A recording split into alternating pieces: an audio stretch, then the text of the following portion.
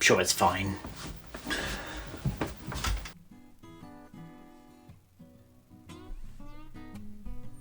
You're listening to a Big Finish production.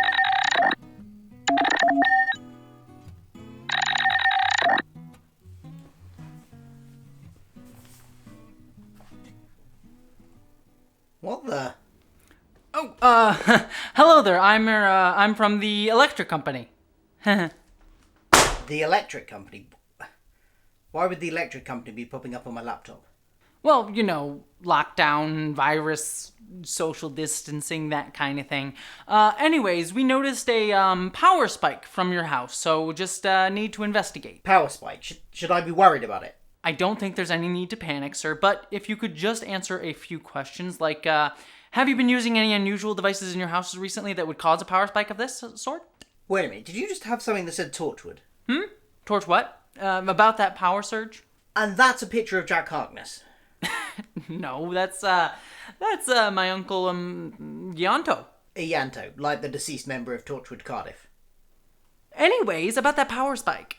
Look, I'm in the middle of listening to Torchwood Strand. Can I just... Oh, I did listen to that recently. Well, while you're here, do you want to make a video about it? Absolutely. Let me just go get changed. But after, I still need you to answer some questions about that power spike. Bloody Torchwood. Hi guys, welcome to this video. A couple of months ago, well, probably about a month ago now, Stranded got released by Big Finish, the latest in the 8th Doctor audios. They decided to take a bit of a different tact with this one on many different fronts. It is a smaller, more personal story. The Doctor is stranded on Earth. It's not a big galactic sort of threat. And we get a whole cast of new characters that are regulars in this as they move into a house. Now, I wanted to talk today about one character in particular, but we'll discuss the whole CD in total. And that is the character played by Rebecca Root, Tanya, who is, I think I'm right in believing, it's the first transgender companion of the Doctor. And I thought I would bring along someone who can maybe help me explore that and how well they did it a bit better than maybe I could by myself as a cisgender man. So I'd like to introduce, of course, Jessie Gender. Hello, how are you from across the pond? Yes. If you don't know who Jessie is, she has a brilliant YouTube channel, mostly focused on Star Trek, but does also cover Doctor Who on occasions as well. Her Star Trek videos are brilliant and well worth watching. Very insightful and sort of video essays and exploring. How do you phrase it? You explore... like there's how a phrase you use. I think the best way I put it once was exploring how pop culture makes us more human. Something along the lines of that. I was smarter when I thought about it. I sounded smarter when I thought about it. But it's a great channel, and I've been wanting to collab with Jessie for a while, so I invited her on, and she kindly obliged. So welcome to the channel. Thank you for inviting me. I'm glad I actually get to. I get many chances to rant about Star Trek, but I get so few chances to rant about Doctor Who. So it's always nice when someone changes it up a little bit. So, like I said, we'll want to talk about Stranded in general, but specifically the character that Rebecca Root plays, because I think, and I don't know if you know any different, but I think it's definitely the first transgender companion. I'm not sure if it's the first transgender character they've had in Doctor Who. No, I don't remember specifically, but I remember there was a Peter Capaldi episode where there was a trans actress that appeared in it, but she was like one of those like side characters in like one of the random episodes. Oh, yes, I think I remember that one now. Yeah. Yeah, and like, but I don't even know if the character was trans or if they called it out or anything. So it's one of those like could have been trans, could have been not, which is actually a decent way to do a trans character. We don't necessarily have to be like, hey, trans. But yeah, but I this is the first time where like we have number one a very prominent and recurring trans character, and one who is explicitly stated to be trans within like the actual story. So that's helpful.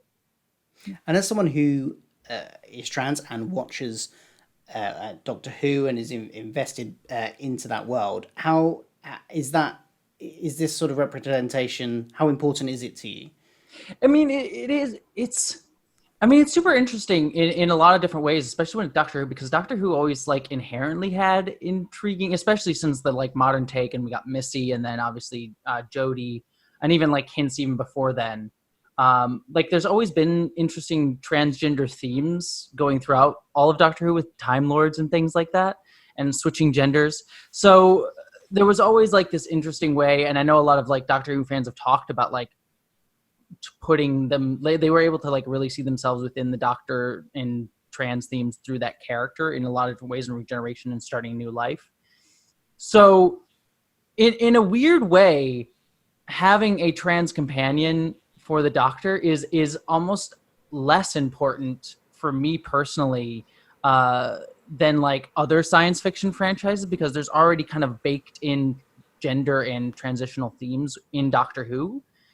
But that being said, like it is also insanely cool to have a actual trans character in the show being trans and having I mean, I don't want to get ahead of myself, but like having it done so well within the actual show, within the actual show, the audio drama, like it's super, it's important. I don't know. I kind of go like it's an interesting place because like there's an element of me that's like, oh, I would love to see like a trans Doctor next, but it's like, what would a trans Doctor even be, considering that like the Doctor is inherently kind of trans in their just makeup of the character. That they can change gender anyway. Yeah, exactly. Yeah, it does make it. Yeah, how would you? But I suppose in that instance, the character wouldn't. I'm imagining if they did go down that route, they wouldn't. They could cast a trans actor, probably, and it would just be the same. It would just be changing gender. They wouldn't be like the Doctor would regenerate into whatever. Yeah, I mean, I think the only way you person was. Sorry, this is a tangent off of what you asked, but like it's an interesting one of those. Like, I think the only way you could do it is if you just cast a trans actor as the Doctor and never bring up like the character as trans, which would be like an interesting way to do it. But I don't see how in the world else you could do that, because like it would be such a strange thing to have like the Doctor like regenerate and then transition into a new gender after that. It would just be it would be I mean, you could probably, there's probably an intriguing storyline there, but anyways, it's sort of off topic. But yeah, I think having Rebecca Root's character in this was like super fun, and it was really fun and cool for me to just see like a trans character who was played by a trans actress and done well and given actual prominence in the story. It was really nice, and I greatly appreciated it, instead of it just being like a character like in the Peter Capaldi episode where it was just like a throwaway character played by a trans actor. Yeah, and it's also a character that is a modern day person within our world that we live in at the moment. It's, well, I was going to say an ordinary person. Turns out later on in the story, she's not completely ordinary, but she's not alien. She's not someone from the future. Like I think the person that was in the episode you referenced with Peter Capaldi, I think that was she was human, but it was in the far future. So yeah. The fact that it struck me that the fact that this is very much now here 2020, it seems more relevant and therefore a bit more significant somehow. Yeah, exactly. I mean that gets to the whole point of like this story too, of like this whole audio drama of Stranded feels very now, in a very like kind of surprisingly prescient way, because I listened to like the post stuff, like after every, if you don't listen to Big Finish audio dramas, just for the audience out there, usually after every single episode they have a behind the scenes making of sort of segment, and they talked about like they had planned this idea like months and months, like over a year ago, and we're filming this over a year ago, which is hilarious in a kind of dark way, because the fact that they are stranded and they're like stuck in this apartment, and yeah, they go out and do things, and like they go out for dinner in one episode and things like that, but it kind of like weirdly echoes our life in quarantine. Like in a weird way, the Doctor is quarantined, like he's stuck in one place. And so it just surprisingly mirrors our current situation. Now for the Doctor, his quarantine feels small when it's just confined to one planet in time, whereas for us, it's our own apartments. But it's just an interesting parallel that just sort of like struck a chord with me, even though this was conceived well before then. It'll be interesting to see, yeah. because I don't know when the next series, whether or not they've already recorded the next series. Yeah. But if they reference our real world situation Exactly. in the next series, that'll be interesting to see, I think. Yeah. And it just gets into like going into the trans character. It's just like that. I just appreciated that, like, that modern context got to be brought into the trans character, and we got to see, like, as you were saying, a trans character who was sort of dealing with the same issues of trans identity that we have today. That sometimes, in science fiction, when we do have trans characters, or like even like the Doctor, it's just sort of like, there is something to be said of just having trans characters that exist in a world and don't have to deal with prejudice or anything like that. Like we see in Star Trek Discovery, we have like the queer characters in that show who are just gay and no one cares. But it is also nice to like still have a present day story where the character isn't like, the first thing we know about her character isn't that she's trans, other than like, unless you're paying attention to the marketing of the show, but within the episode that doesn't come up, but it is an issue that gets brought up. So I kind of like that they balance that well, which is not like, look, it's the trans character, but her transness isn't irrelevant, especially in a modern context. That brings me nicely on to the sort of first section that I was going to talk about, which was, cause if we take this on sort of an episode by episode basis, because I think her character develops quite well, and you get to find out new things about her each episode. So in the first episode, we're introduced to her, and there I don't think there was a single mention of her being trans. And like you said, unless you had been paying attention to the PR around it and the fact that they announced that it was the first trans companion going to be in this, would you even know? And does it matter? What are your feelings on that? Do you think by the sounds of it, you liked the fact that they didn't like highlight it or anything, and straight off the bat? Yeah, I mean, that's the way I think most trans representation should go, especially in science fiction. I mean, there's something, like I said, there's something to be said when you're like, you want to do a movie about a trans issue, a trans topic. Okay, then maybe a character being trans should be more of an upfront thing, like something first off. But when it comes to stories like this, where it's just like the character happens to be trans, like there's nothing that says like, oh, this character needed to be trans for this story. That's just an interesting character tidbit given to her character. Then that's just how she should be introduced. It's like, she's just a character that exists and plays the role in the story that she needs to play. And then if and when her transness, becomes an issue, as it does in the second episode, which we can get to later, then bring it up. Then actually like have it be a thing. But it doesn't need to be like, first scene she's introduced like, hi, how are you? Nice to meet you. I'm trans. How's things going? So I appreciated that it's like not a beat you over the head, something with it.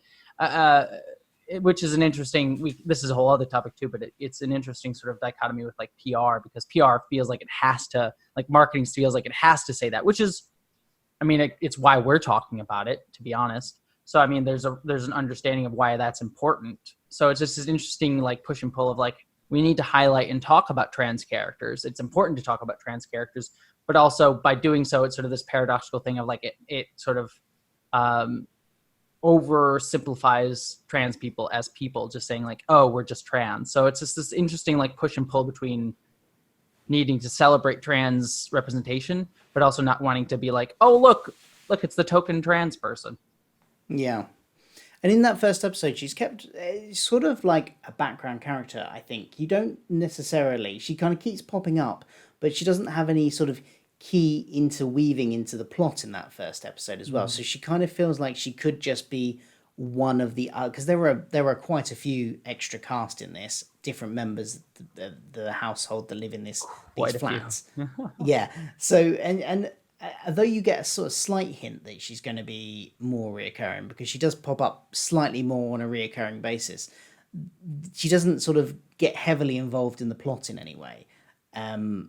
In that first episode, at least. So it kind of feels like, she's just one of the group that's there in the house, and that kind of feels like a good way to introduce her and to just, again, it's not highlighting it. It's just going, this is just another one of the people in the crowd. Mm-hmm. And I mean, it also goes to like what I really liked about this whole audio drama in general is like the household that they're staying in. So basic plot is like the doctor and his companions get stranded in this time, hence the name of the audio drama, and they're stuck. They have to basically live in this house that the doctor has basically owned for decades, but never really invested in.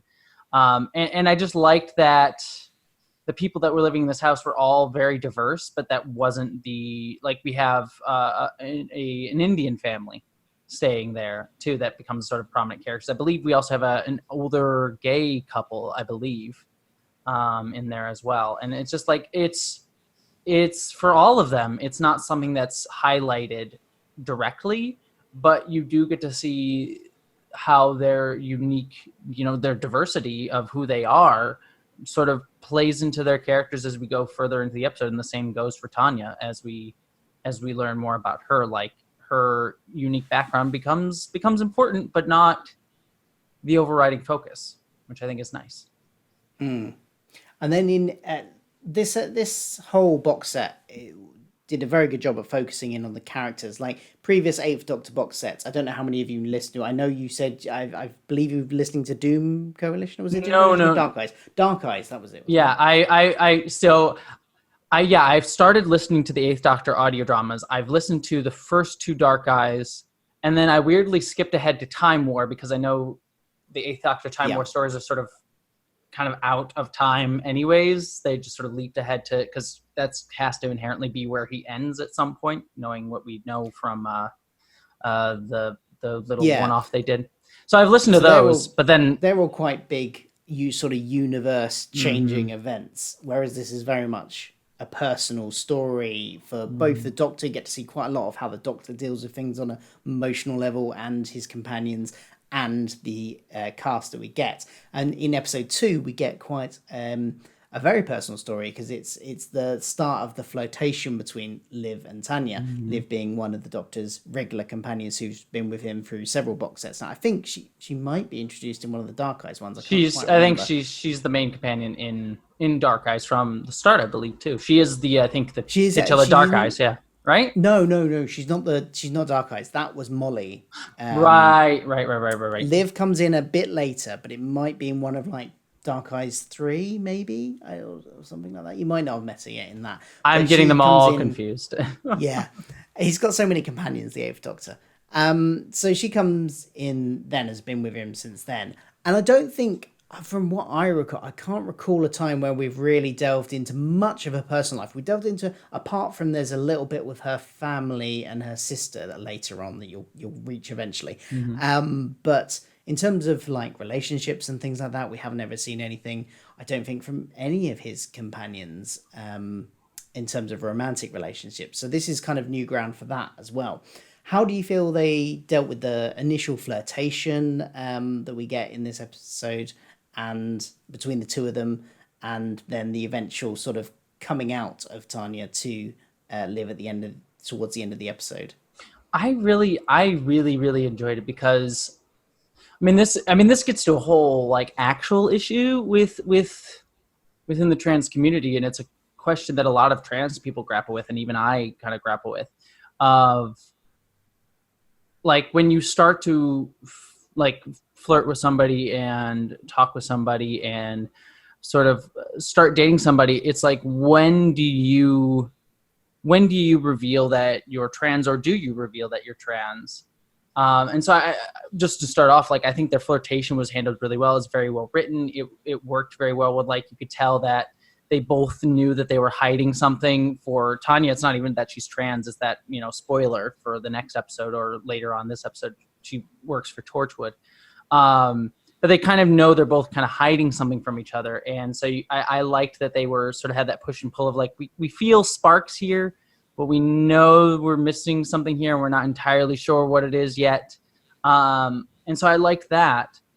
But then the actual coming out, I think, was just, it was handled really well, because within the trans community, there's so many answers to this, because, and this is sort of the thing that I subscribe to, is like, no trans person needs to reveal that they're trans at any point to their partners. especially when it's just in a flirtation phase, because it really shouldn't matter. But that's sort of like the ideal situation. I mean, like ideally that's the case, but there's also an element of like, you do want to share that because it is an important thing to you to share, because it's such an important part of like a trans person's life that's so wrapped up in our identity. Also, it's a safety thing too, of like, maybe they're not going to be okay with me being trans, and I kind of need to know that soon, or else it could maybe get dangerous. It's just sort of, I don't think that was going to be the case with these characters, obviously, but that is like an actual concern within the trans community of like being aware of safety. And so the moment where it does happen in this audio drama, I think is really well handled and really well done by both actors, where you can tell Rebecca Root is sort of playing this like kind of nervous moment of like, hey, I'm trans. And that's just always like a scary moment for any trans person dating someone, because it's like, I think we have something here, and this is something that, you know, shouldn't be important, but might be important to this other person. And by telling them, I could ruin this whole thing. So it's like this element of trust and fear, because it's like, if they reject you for being trans, like that's something you needed to know, because it wasn't going to work out anyways, because that's the person you're dating doesn't appreciate you for you. But also it would be kind of hurtful to like feel that rejection based on being trans. And so I just really loved that Rebecca Root played that kind of fear and nervousness really, really well, because there's just so much embroiled in that moment, so many different conflicting emotions in that moment. And then I also loved the other Liv's reaction too, where she's like, oh, that's not a problem with me. And there's like this, it was just, I don't know, it just played really well, where I just really loved, like, there's an awkwardness to that moment where it's just like, no one's entirely sure how to navigate it, but it comes out fine in the end. Sorry, I ranted for a long time there, but it's just like, it's just a lot to going into that. Liv's reaction to it, because Liv is from the future as well. She's not a 21st century girl. I can't remember what century she's from, but she's from far into the future. When presumably, you know, we're much more enlightened, as you know, we hope generally we're on an upward trajectory of being enlightened people. Fingers crossed, knock on wood. By that point. So it's the fact that the way she responds to it is like, because Tanya's made like this, she can tell Tanya's really nervous about revealing something, and I generally believed when I was listening to that Liv was thinking, oh god, there must be something really horrible, and then it's just like, oh okay, and it didn't feel like she was just saying it to make her feel better, or to, even though if it didn't bother her, the way she said it kind of made it feel like, she genuinely was surprised that's what she was going to reveal.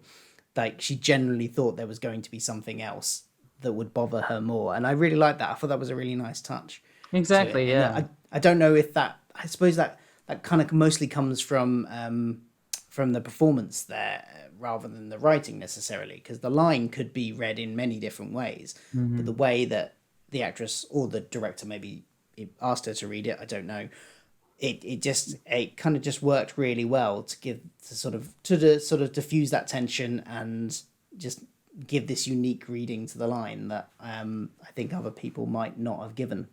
No, I was very, very, pleased with it. And like the one thing I always like have to check myself on too, in a lot of ways, is when it comes to trans representation,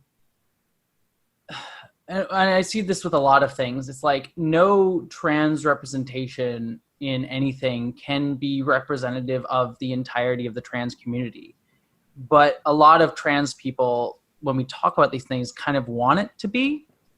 If that's is sort of an interesting thing to talk about, where it's like the way Tanya handles this coming out is not the way that every trans person would handle this. Like I said, some trans people wouldn't have even said anything at all at any point, because they don't feel like it's important. or maybe they would have said it like for me personally, like when I date somebody, like I do online dating and things like that, I put it right in my OkCupid or whatever profiles, like, hey, I'm trans, just be cool with that before you message me, just because I like to be upfront about it. So there's different ways to handle it.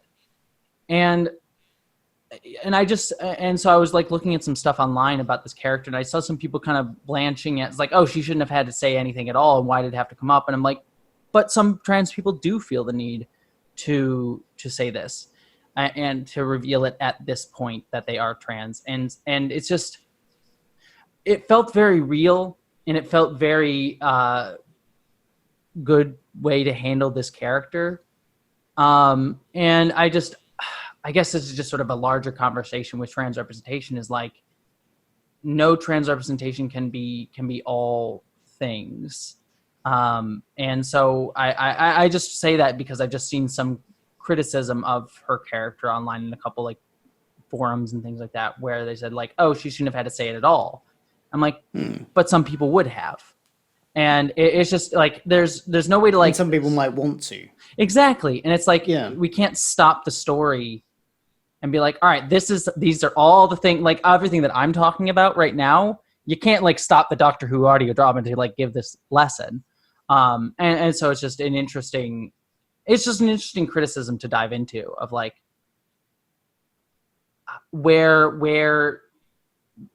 how much we can expect from individual trans representation. And it's like, it's a sad thing because there's not more of it, that we kind of want these moments to be all things when they just inherently can't be. Sorry, that was, again, I keep going into weird sidetracks, so I apologize. No, that's fine. That's what you're here for. It's interesting to hear the perspective.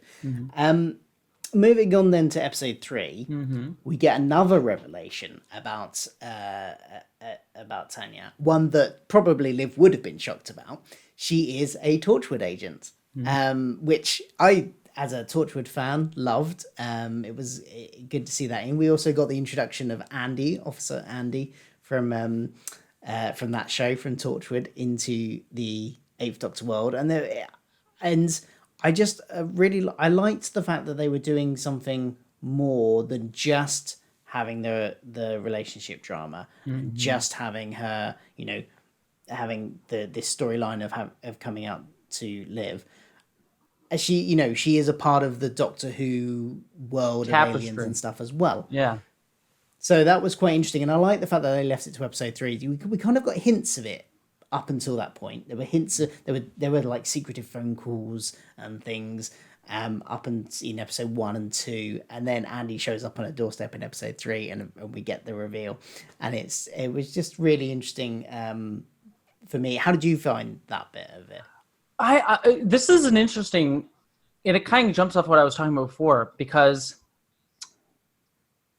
I have complicated feelings about it. On one hand, on just a pure story level, I love it. I think it was a really cool way to like bring in Torchwood into this, bring Andy into this.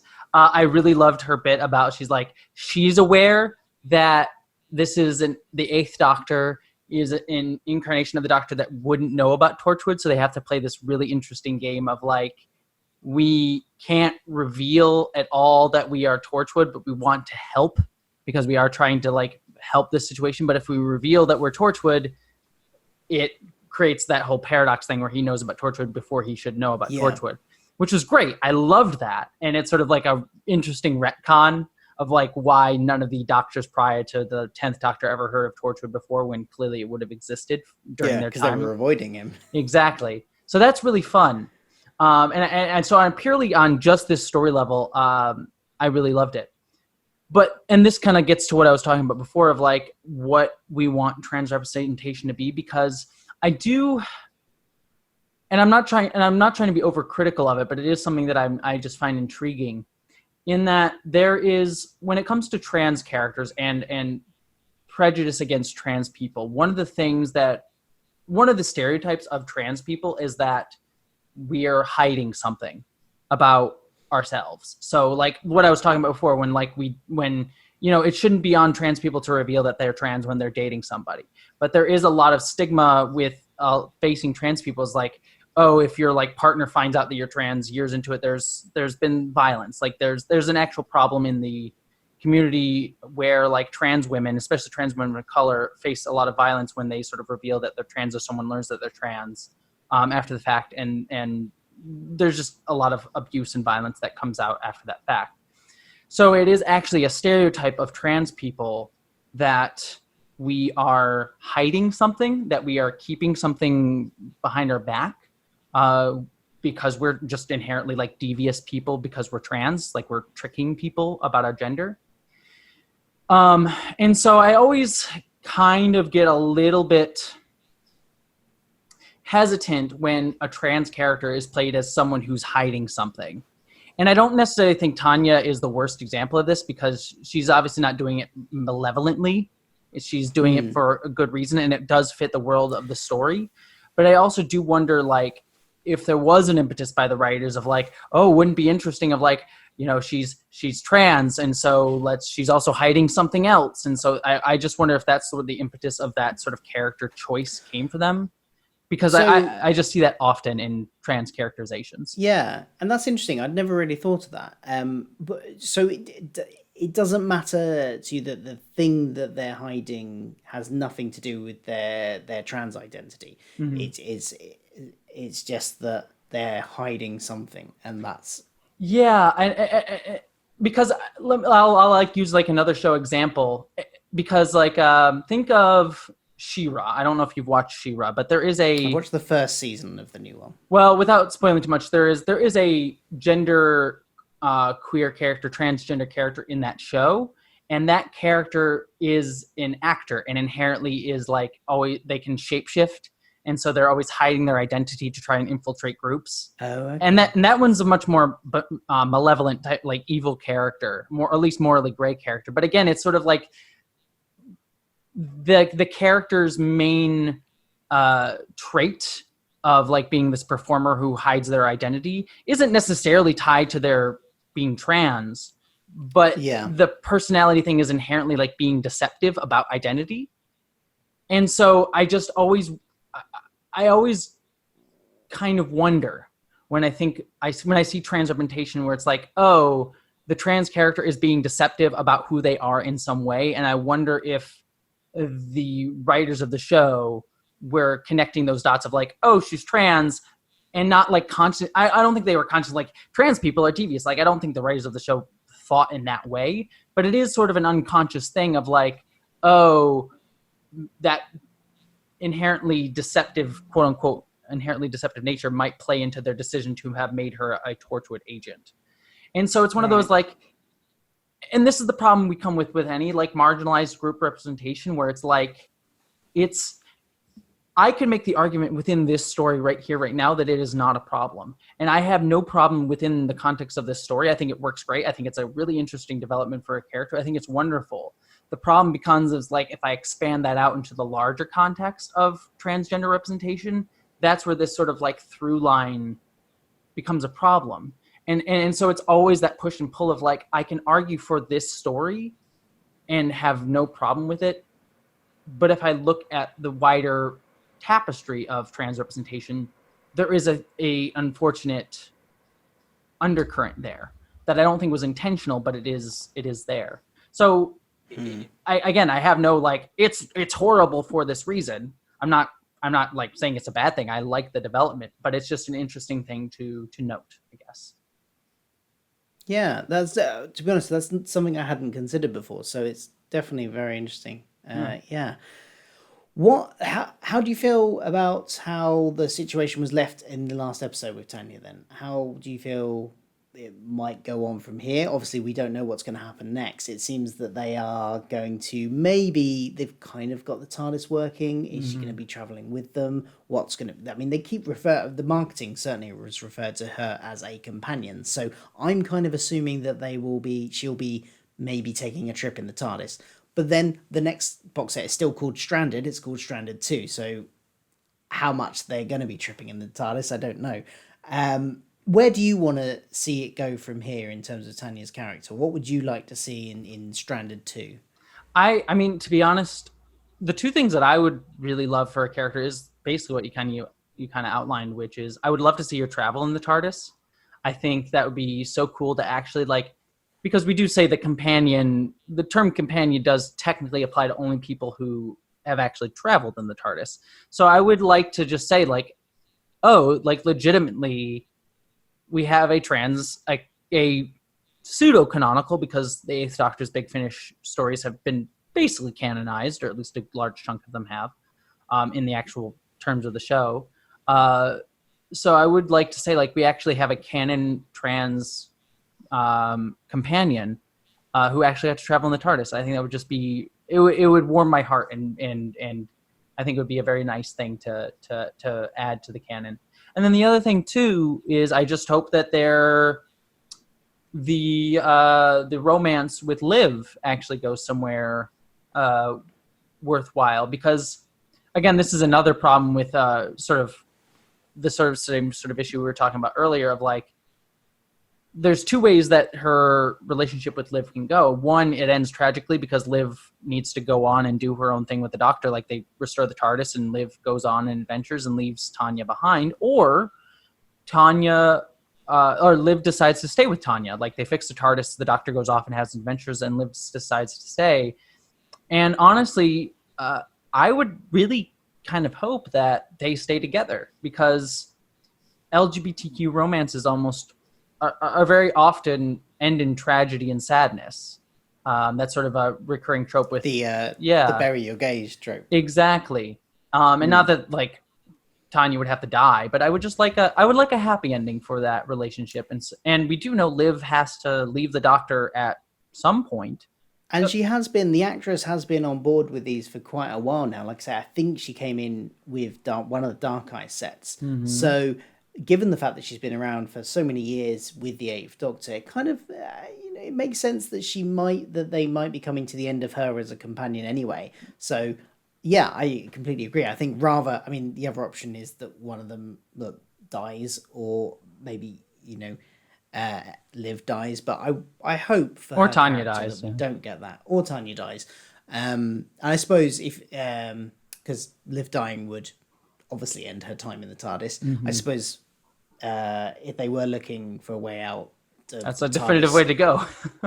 Yeah, they could. I mean, if Tanya died, maybe that would force her to stop traveling with the Doctor as well because of grief. But to me, that doesn't seem as satisfying as if she decides to leave to settle down. Very few people, especially in the modern era of Doctor Who, actually choose to leave the TARDIS. Something always seems to happen to them, or some tragedy happens that makes them, feel that they can't stay anymore, or their mind gets wiped in the case of Donna, or whatever. But very few, other than the only, like in the TV series in the modern era, the only companion that's left of their own accord has been Martha. Yep. And that's it. Everyone else has either kind of pseudo died, or been trapped in an alternate universe, or had their mind wiped, or whatever. Have been forced to make a choice, or like Amy was. I guess she chose to leave the Doctor, but it was like a forced choice. So yeah, exactly. And they ended up stranded back in time. So there's very few people that kind of like end up just leaving of their own choice. And I think that kind of extends to the audios a bit as well, especially with the Eighth Doctor's companions. The ones that I think I've gone through most of the Eighth Doctor now, and they all either suffer some kind of fate, get stranded somewhere. None of them leave of their own accord. So to have that as would be satisfying. That would be a change from what we've been getting a lot for the last 15 years. So yeah, and I mean, it would even be cooler because this, as you said earlier, Liv is not from this time, so it'd actually be really cool if she decides to settle down with Tanya in a time that was not her own. Like almost all the other characters, Rose technically, I guess, stayed in an alternate universe, but it was still her modern time. So it would be interesting to just see a companion stay in a time zone that like was distinctly different from where they started. And I think that'd be kind of a nice twist on that idea. Yeah. And staying for love, which is even better, like having a queer trans inter-time zone romance would be absolutely lovely, and I'm so down for it. Yeah. Brilliant. Well, that's sort of everything I had to cover. I don't know if there's any other thoughts you had on it, sort of that you haven't been able to get out yet, but No, I mean the whole we only kind of focused on Tanya, but the whole audio drama is wonderful, and Tom Baker's guest appearance in the first one is also great too. So we could talk for another hour about it, but it's a really great audio drama. It is, definitely. If you haven't checked it out, do go buy it off the Big Finish website, buy it on download only or limited edition CD. And thank you for taking part in this chat. It's been really informative, and I've really enjoyed it. So thank you for coming along. Yeah, thank you for letting me. Sorry. See, I overtalk. Thank you for letting me rant for a really long time and overtalk. So apologies. That's okay. Do everyone go check out Jessie's channel. As I said, she does do Doctor Who stuff on occasion. Like you reviewed every episode of the last series, didn't you, as it was going out? So are you going to be reviewing the Christmas/New Year's special whenever it is? Yeah, I'm planning on still covering all the new episodes when they come out, and I want to start. I've been rewatching old episodes, and I'm debating once we have like 6 months of Star Trek coming up with Discovery and Lower Decks. But once that ends, I might do some more Doctor Who like retro stuff. Might be a lot of fun. So, yep.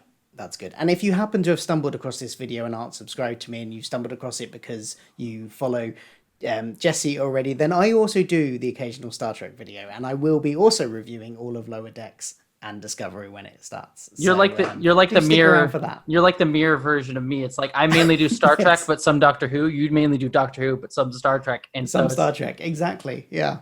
Subscribe to us both, and you'll get like the equal weight of both. So. Perfect balance. As all things should Brilliant. be. Yes. Excellent. Well, my voice is going actually, so I really should go because I can feel my voice going from talking for an hour. So thanks a lot, and like, subscribe, share, all that jazz, and see you for another video soon. Yeah. Bye. Live long and prosper.